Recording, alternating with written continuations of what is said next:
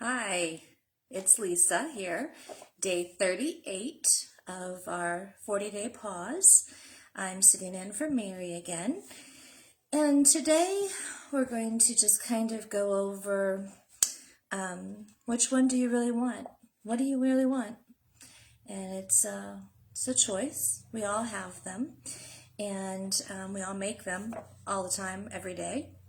And we're just kind of going to read over from the book. I'm going to read from the Pause for Inspiration book.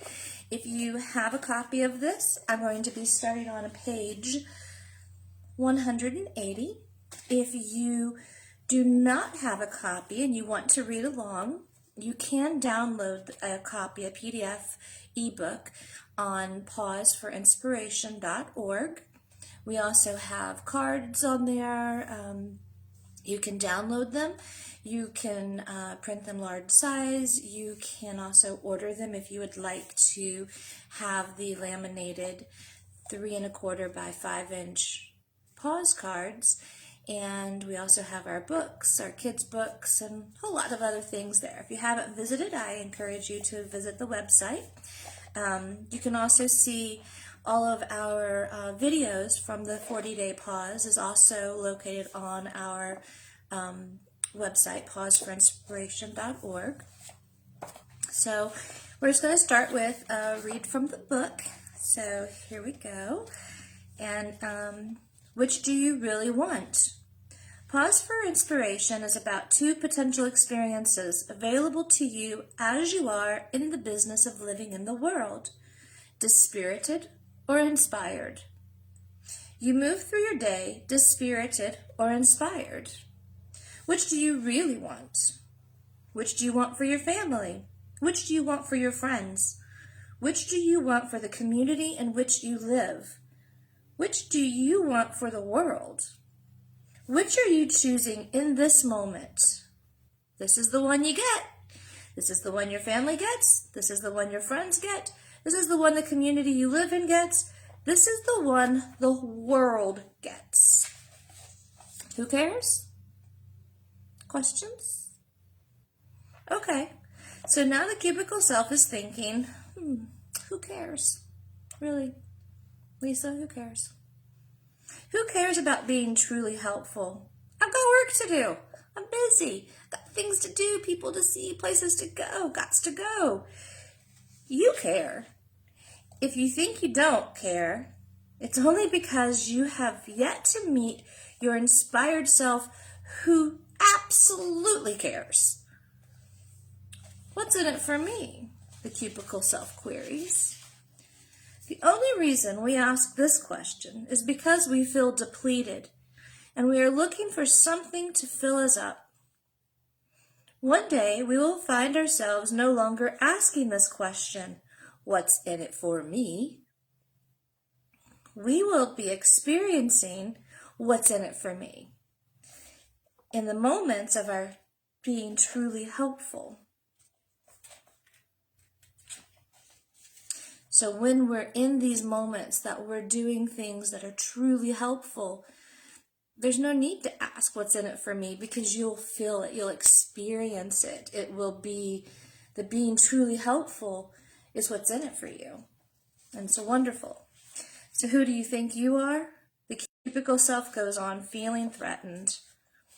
The cubicle self is very defensive. If you haven't picked that up yet, it's all about staying in this line. We're going to stay in this place. We're going to keep doing this rut. We're going to keep doing the same things we've always done and expect different results, but we're going to just keep doing it anyway. And it's just, going to question everything. So who do you think you are? The cubicle self goes on feeling threatened. How we see ourselves is how we see others. How we see others is a reflection of how we see ourselves. In being truly helpful, one's self-image changes. In being truly helpful, the way we see others changes. Are you ready? It is not that we change our cubicle self-mind behaviors to be helpful, be kind, be polite, be courteous, be nice. You get the picture. You give the cubicle thoughts to inspiration within, not for repair, transformation, and return in 6 weeks. The inspired mind is far too wise to attempt to rehabilitate the cubicle mind because it knows that the cubicle mind, 1, has no interest in being rehabilitated. Number 2, likes makeovers, never real change. And the cubicle mind is, number 3, is only capable of learning within the cubicle mind. So that is a very short couple of pages, but it's very poignant, and it kind of relates back to everything Mary and I have been talking about the last 38 days. And it's that everything that you're looking for, joy, happiness, peace, kindness, safety, it's all inside me already. It's inside you. You have this inner wisdom, this inner knowing, this inspiration within, my helpful self, your helpful self. You have this is already here. And we're just always so busy on worrying about fitting in or not rocking the boat or not being afraid. Because to change and to do things differently sometimes is scary. And it's easy to invite inspiration and go, yes, I want inspiration within. I really want it. I'm going to ask now, and I'm going to go for it. I'm going to ask inspiration within to help. I'm going to ask my inner wisdom some direction. And then we get it, and sometimes we don't follow it because it's not what our cubicle mind wanted to hear. So that can't be good. And it moves on to the next worry or the next situation that's going to happen, and it's going to go on and on until the choices that we make are truly from our inner wisdom, that come from a place that we all have, and that we tap into it and we follow what we seek and what we're given. And that is the word that I keep hearing today, is follow, because that is the hardest part. And it's true that the cubicle mind, it's not interested in changing or being rehabilitated. It's fine. The cubicle mind is fine. It's got it all down. It's fine being in its little walls. It's fine. And, if it was fine, then we all wouldn't be asking for change and looking for change and wanting the change. And being willing is the big factor in that. So I do have the chimes today. So what I would like to do is we will go over kind of a hybrid of the Pause for Inspiration card, the green one. I think you've noticed I like to do the front one, and I just kind of insert things in here. I'm probably going to be changing the words a little bit today, so if you're following along, just use your words, the words that suit you and fit with you. Another important thing with this practice is the breathing. I know that Mary and I go over it a lot, and she's very good at really walking you through the breathing, where I'm just like, breathe, it's fine. But breathing is essential to this practice, because when you're breathing and when you get your conscious breath on and you're really concentrating, you're taking that time for yourself, and that's important. It can be 2 seconds, it can be 2 minutes, it can be 2 hours. It's your pause. It's whatever you need. And however it takes you to tune into the wisdom in you, because everything you're looking for is already within you. So we're going to today go through the front of the card and just breathe. And I'll try to be a loud breather today. So we're going to start with pause. And again, you can sit down, you can close your eyes, you can stand up. If you want to dance around while I'm singing this, or while I'm saying this, I won't sing it, I promise. If you want to do that, that's fine. However it helps you to practice, that's how you should practice it. For me, I like to be seated. I like to really just kind of stop everything when I can and just really concentrate and just kind of go to it. So we'll begin.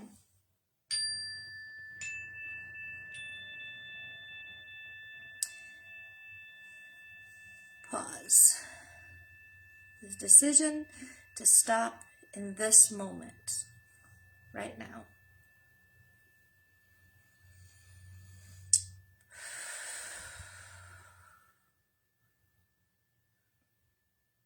Take as much time as you need.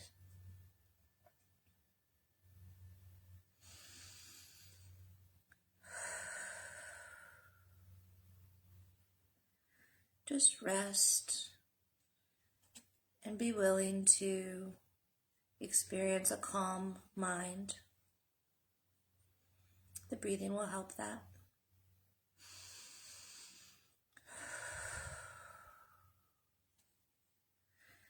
Step back. The decision to get out of my own way.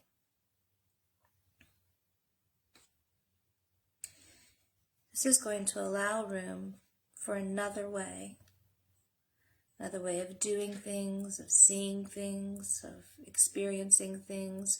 But first we need to make room in our minds for this. We need to take all of the judging, the figuring, the saying, the doing, all of these feelings, planning, take all of these things and push them off to the side. You don't have to get rid of them. Just open your mind for something, for another way. Allow room for another way to come in and still continue to breathe. Just letting your breath just calm you, open your mind to a new way, to another way. And then step aside. The decision to invite inspiration within. The decision to invite inner wisdom within to help.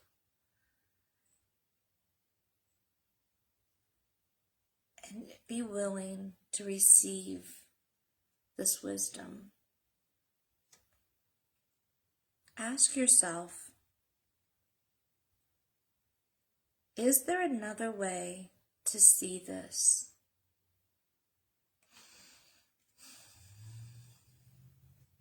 What would be truly helpful now? And it could be for anything. Which earrings will work with this outfit? Which, shoes will be more comfortable for me today? How do I deal with that neighbor down the street? Just anything and everything. And is there another way to see this? And what will be truly helpful now? Very important questions. And then let inner wisdom guide. This is the decision to choose inner wisdom and to follow this peace and this wisdom that you're given. And this is where you're going to be willing to be inspired. This is the part that is the important part. You've taken the time and you've cleared your mind and you've asked your questions, and now you're feeling your feels or seeing your images or getting your answers, however they come to you. And now is the time to follow what wisdom has shown you, what inspiration is guiding you to do, what your helpful self is saying, yes, this is a good thing. And now is just to follow that, and to always know that, this is something that's always available to you. It's always there. Your inner wisdom is just that. It's your inner wisdom, and it's your helpful self, and it's your inspiration. And it can be applied for good things, for new things, for bad things, for old things, for everything. And the cubicle mind doesn't have to get rehabilitated, but it can be replaced with the inspired mind, with the wisdom that you have within. And, it can happen. And it's just 4 steps. You can take as long as you need, or go as quickly as you need. It's your pause, and you are worth a pause. We all are worth a pause. And who cares? I care, and you care. So I hope you have a great day. I hope that this practice will help you to figure out which you want to be, dispirited or inspired. Have a great day. See you tomorrow.